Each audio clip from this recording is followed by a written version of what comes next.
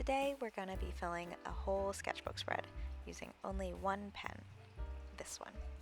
This is just a red Bic pen that has been floating around in my art bag with no cap on, so let's get started. I'm still working on the 100 Heads challenge, and for this day I decided to keep it simple. To start, I'm including my warm-up sketches, which are these first three. Usually I would do these on another page or a separate piece of paper, but I wanted to show how important warm-ups are and why it's a good idea to start sketching in pen if you aren't already.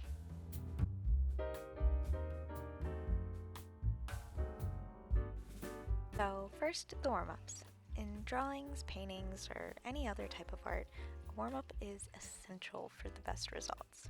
Here I went straight into the portraits, but my personal favorite ways to loosen up are timed figure drawing or contour lines. Doing some simple exercises like those before you start working on your good paper or your final piece can make a huge difference. You can already see how different my fourth portrait is looking from the first three. I'm not super focused on every detail or line. I'm more worried about getting a good range of shadows and really just getting those overall shapes in.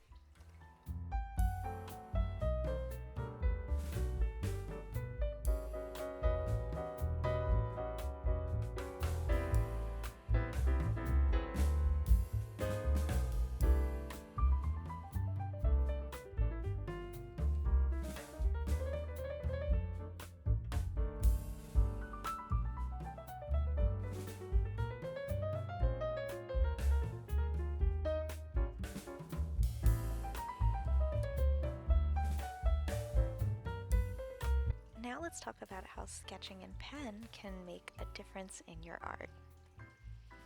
While it's not an every time thing for some, drawing in pen helps build confidence.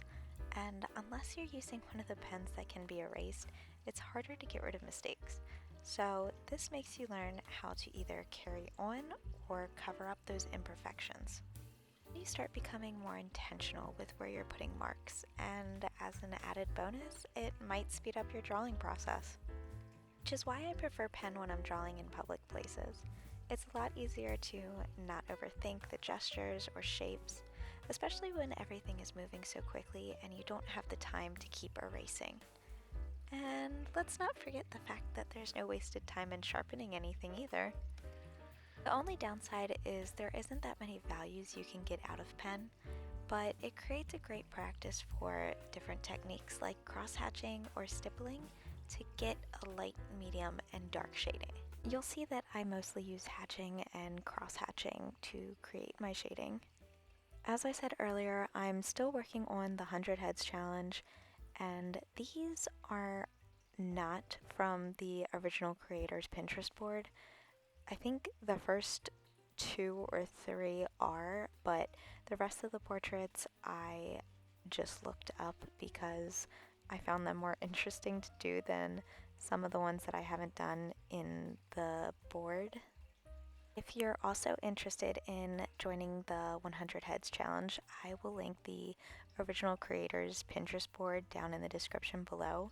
I'll also link my Pinterest board that has my other art references because I believe that I saved most of them to that.